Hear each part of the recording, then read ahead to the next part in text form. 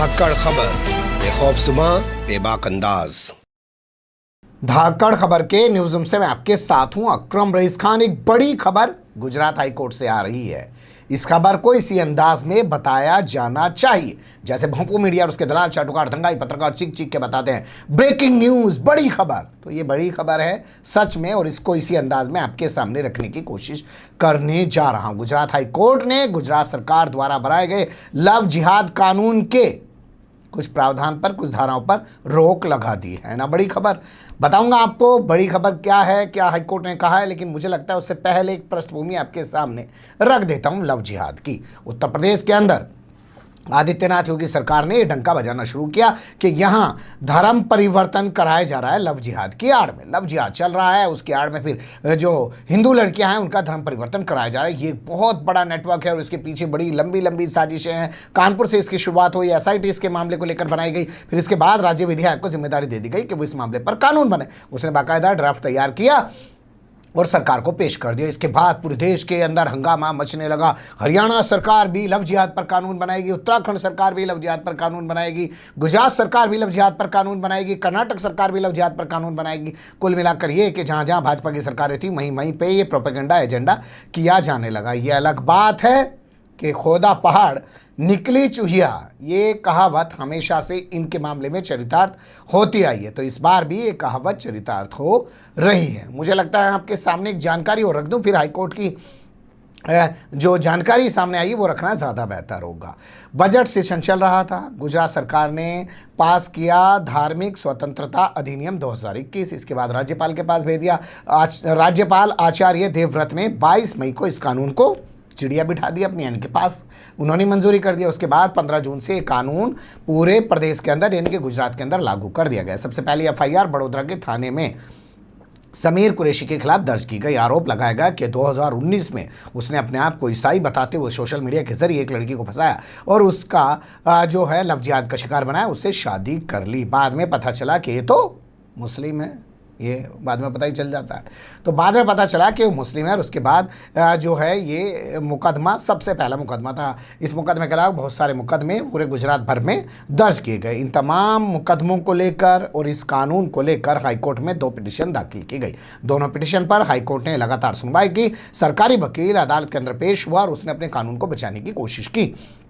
कहा कि हमारी सरकार ने जो है अंतर धार्मिक विवाह पर रोक नहीं लगाई है, मतलब लड़का मुस्लिम लड़की हिंदू या लड़की मुस्लिम या लड़का हिंदू इस तरीके से करके ऐसी शादियों पर रोक नहीं लगाई है। लेकिन हमारी सरकार ने धोखाधड़ी करके, जालसाजी करके जो शादियां की जा रही हैं उन पर रोक लगाई है। साथ ही हमारी सरकार ने इस मामले पर रोक लगाई है कि शादियों के जरिए जो धर्मांतरण कराया जा रहा है, यानी कि शादी का झांसा देते हैं हिंदू लड़की को और फिर उसका धर्म परिवर्तन करा देते हैं, और धर्म परिवर्तन कराने के लिए असल में वो शादी की गई है। ये उसका वकील का कहना था जो सरकारी वकील कोर्ट में पेश हुआ, लेकिन अदालत ने उसकी बातों को सुनने से ही इनकार कर दिया। कहा कि तुम्हारी बातों में कोई दलील नहीं है। तो अब आपके सामने नवभारत टाइम्स की खबर जो सीधे आपके सामने रख रहा हूं। इस खबर के मुताबिक जब तक धोखाधड़ी साबित नहीं होगी ना तब तक एफआईआर दर्ज नहीं की जाएगी। जी हां, यही है पहली लाइन जो गुजरात हाई कोर्ट के जजमेंट से निकल के आती है। अब यहां देखिए TV9 की जो वेबसाइट है उसके हवाले से हमने खबर ली है, यहां पे भी कुछ इसी तरीके की बात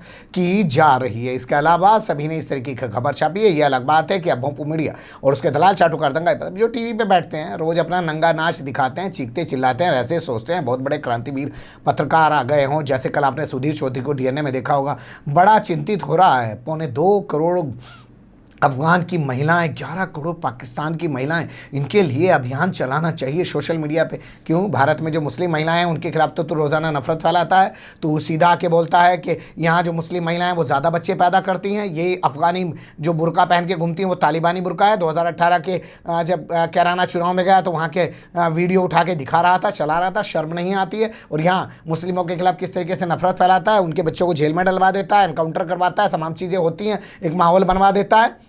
उसका खामियाजा किसको भुगतना पड़ता है? क्या उसको लेके भी कभी बोलता है? लेकिन उसको लेके हम नहीं बोलेंगे, यहाँ तो हमारे राजनीतिक हित है। और अब हम अपने आप को महान दिखाएंगे कि देखो हम पाकिस्तान की महिलाओं की चिंता कर रहे हैं, देखो हम अफगानिस्तान की महिलाओं की चिंता कर रहे हैं। खैर छोड़ देते हैं, इनका धंधा है ये। जैसा मैंने आपको पहले भी कई बार बताया, आज भी बता रहा हूँ, कोई पतला होगा तो उसको मोटा होने का सामान बेचेंगे, कोई मोटा होगा तो उसको पतला होने का सामान बेचेंगे। इनका हर हाल में धंधा है। जैसे टाइम्स नाउ को कभी आप देखिए, बड़ा ग्रुप है, उसका एक चैनल है टाइम्स नाउ, टाइम्स ग्रुप का, उस पर जो है सरकार की भक्तई करेंगे। एक चैनल है उनका मिरर नाउ, उस पर भी पक्ष की भक्तई करेंगे। भाई कल को क्या पता सरकार पलट जाए तो क्या हो, तो हम कहेंगे भाई साहब एक बात बताओ, इस आंख से हम उसको देख लेते थे, इस आंख से आपको देख लेते, हमारा तो धंधा है जी, हम तो आपके गुलाम हैं, हम आपकी सेवा करने लग जाएंगे। तो ये धंधेबाजी असल में चल रही है। इस पर कभी फुर्सत से बात रखने की कोशिश करेंगे, लेकिन कुल मिला के ये कि गुजरात हाईकोर्ट ने कहा कि जो धार्मिक स्वतंत्रता अधिनियम बनाया गया है वो ठीक नहीं है, वो लोगों की धार्मिक आज़ादी और उनके किसी व्यक्ति को चुनने के अधिकार का हनन करता है। इसलिए इसके कुछ प्रावधानों पर एनडीटीवी ने तो बाकायदा 6 पॉइंट्स लिखे हैं, उन 6 पॉइंट्स पर रोक लगाई जाती है। ये गुजरात सरकार के लिए एक बड़ा झटका है और ये यूपी सरकार के लिए, आदित्यनाथ योगी सरकार के लिए भी एक झटका है। जब वहाँ पर झटका लग चुका, उन्हीं का तो कॉपी पेस्ट उठा के उन्होंने नया कानून बनाया था, तो इनको भी झटका लगेगा आने वाले टाइम में। यह अलग बात है कि गुजरात हाईकोर्ट ऐसे जजमेंट देने के लिए जाना जाता है। आपने पूरे कोरोना लॉकडाउन के दौरान देखे होंगे, उसने बहुत सख्त जजमेंट दिए हैं। उसने साफ पोल खोल के रख दी थी कि जो ये लोग कहते हैं कि गुजरात में विकास हुआ है, कहीं कुछ विकास नहीं हुआ है। स्वास्थ्य सेवाओं को लेकर जिस तरीके के मामले निकल के आए, उससे गुजरात हाईकोर्ट ने बहुत सख्त फटकार लगाई थी। गूगल करके आप वो तमाम चीज़ें निकाल सकते हैं। मैं भी अपने एडिटर से कहूँगा कि कुछ चीज़ें निकल पाएँ तो वो लगा दें, स्क्रीनशॉट के तौर पर आप लोगों के सामने आ जानी चाहिए।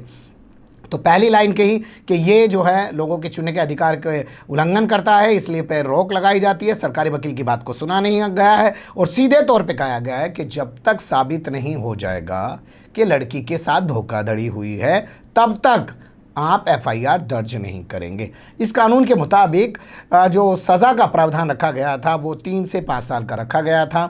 जुर्माने का प्रावधान रखा गया था 2 लाख का, और इसके अलावा अगर जो लड़की नाबालिग है, आप समझते हैं ना, नाबालिग 18 साल से कम उम्र की, उसके अलावा अगर SC ST है, यानी कि दलित समाज से आती है या आदिवासी समाज से आती है लड़की या महिला, और उसके साथ अगर धोखाधड़ी होती है तो वहाँ पे सज़ा बढ़ जाएगी, 5 से 7 साल की वहाँ पे सज़ा हो जाएगी, और मुआवजा वहाँ पे हो जाएगा बढ़कर 3 लाख रुपए। 3 लाख से कम का कोई जो है जुर्माना नहीं लगाया जाएगा, उसको 3 लाख रुपए का मुआवजा दिलाया जाएगा। तो ये अपने आप में एक बड़ी खबर है जिस पर हम किसी कानून विशेषज्ञ से बात करने की कोशिश करेंगे। आप लोग जानते ही हैं, अभी हाल फिलहाल में एक नया कानून उत्तर प्रदेश के अंदर और बना दिया गया है कि एक बच्चा सबसे अच्छा। हालांकि इसका विरोध विश्व हिंदू परिषद वाले ही कर रहे हैं, जितनी भगवा ब्रिगेड है वही इसका विरोध कर रही हैं, लेकिन इस कानून के सामने आने के बाद अब चर्चाएं चल रही हैं कि ये कानून भी कई और राज्यों में बनाया जाएगा, क्योंकि उत्तर प्रदेश तो अब रोल मॉडल बन गया है आदित्यनाथ योगी के आने के बाद से।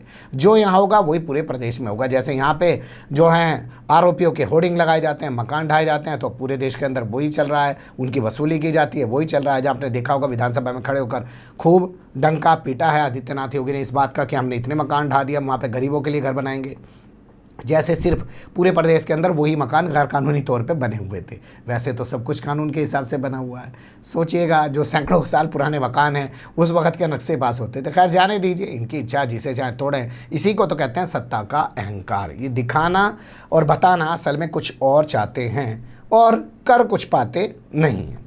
बने रहिएगा धाकड़ खबर के साथ। फिलहाल कमेंट्स के रूप में आप लोग अपनी राय दे सकते हैं, खबर को लाइक कर सकते हैं, चैनल को सब्सक्राइब कर सकते हैं और ज़्यादा से ज़्यादा हमारी खबरों को शेयर कर सकते हैं। फिर ऐसे ही किसी सुलगते हुए या उलझते मुद्दे लेकर मैं आपके सामने हूँगा हाजिर। फिलहाल अभी मुझे दें इजाज़त।